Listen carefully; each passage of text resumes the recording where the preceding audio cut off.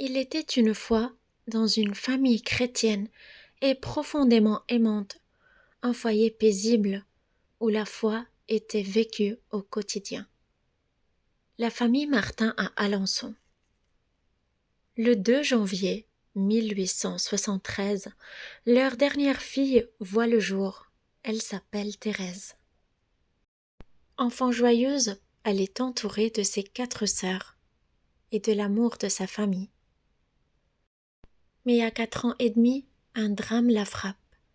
Sa mère, Zélie, meurt d'un cancer. À partir de ce jour, Thérèse devient très sensible, facilement bouleversée, souvent en larmes. Elle avouera plus tard: j'étais d'un naturel très sensible, un regard suffisait pour me faire pleurer. Elle garde près d'elle un petit flacon, le parfum de sa maman, souvenir précieux d'un amour perdu trop tôt.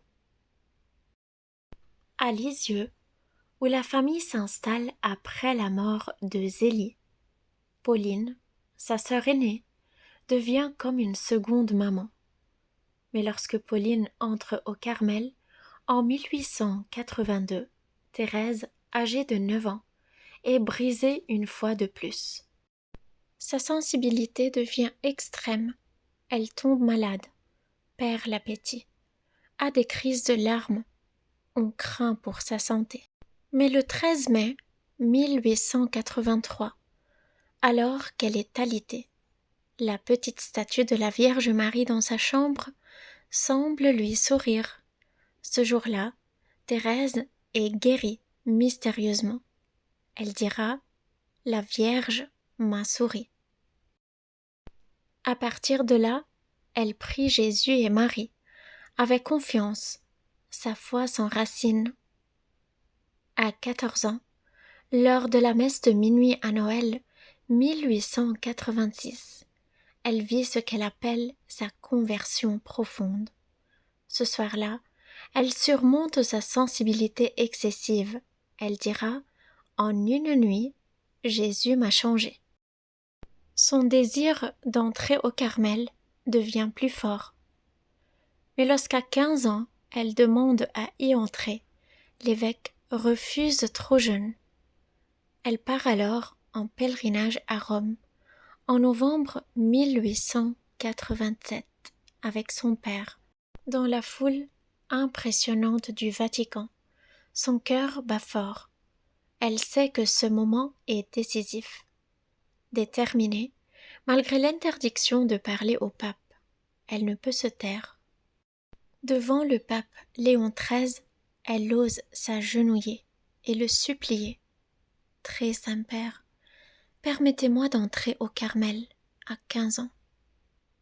Quelques semaines plus tard, elle reçoit enfin l'autorisation. Le 9 avril 1888, elle entre au Carmel de Lisieux et devient sœur Thérèse de l'Enfant Jésus et de la Sainte Face. La vie y est austère: silence, prière, travail, pauvreté.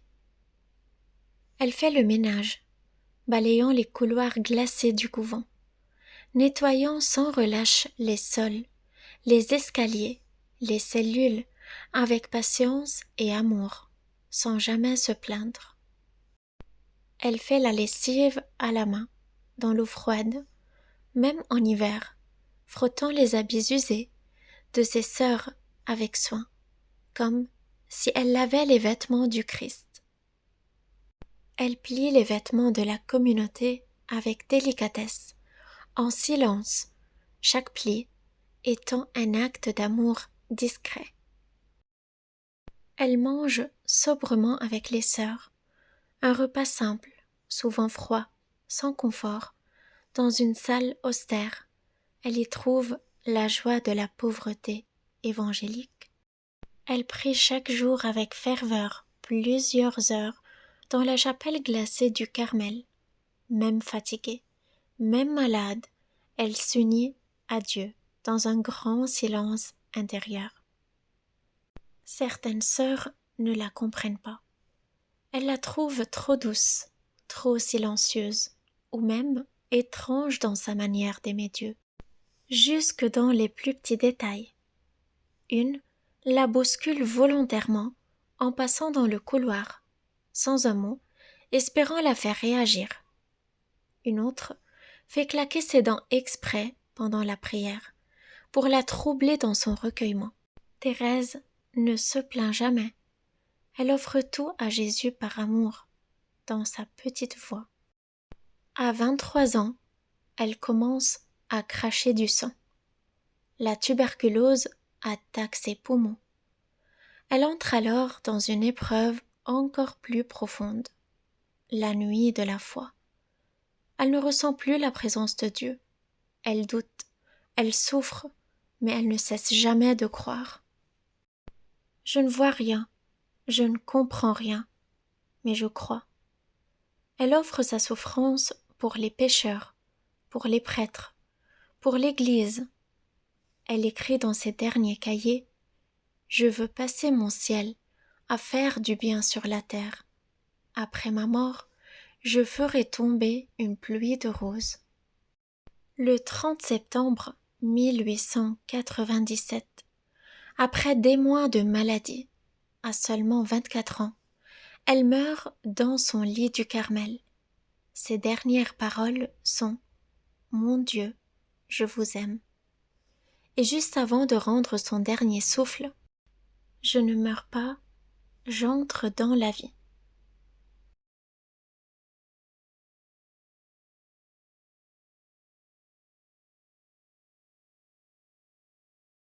En 1908, sœur Louise de Saint-Germain, religieuse visitandine, est atteinte d'une tuberculose intestinale très avancée.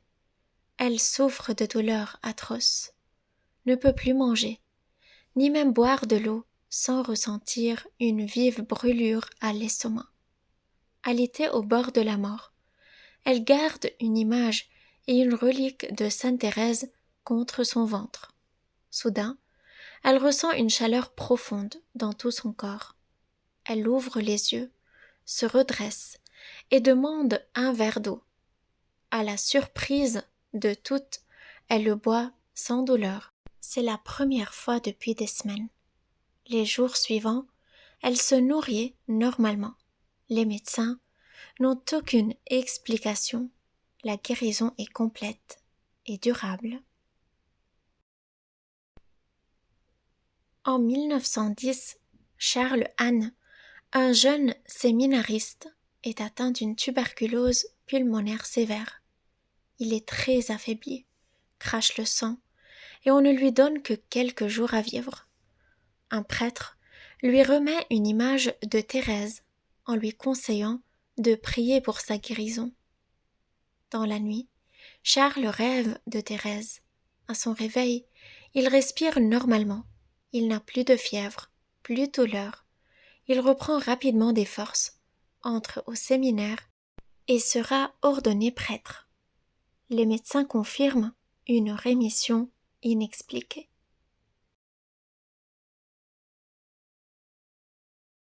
En 1923, Maria Pellman, une jeune femme belge, souffre d'une tuberculose osseuse très avancée. Elle est contrainte de porter un corset métallique et marche à peine. Elle entreprend un pèlerinage à Lisieux, sur la tombe de Thérèse.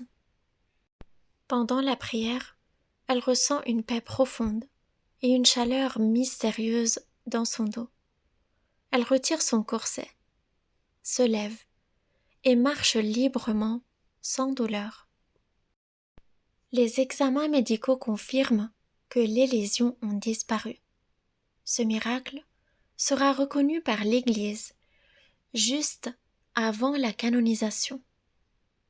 Ces 3 miracles, jugés instantanés, complets et durables, ont été validés par des enquêtes médicales rigoureuses et ont permis à Thérèse d'être béatifiée en 1923, puis canonisée en 1925.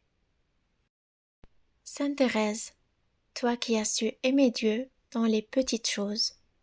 Aide-nous à offrir chaque geste, chaque épreuve, chaque silence, par amour.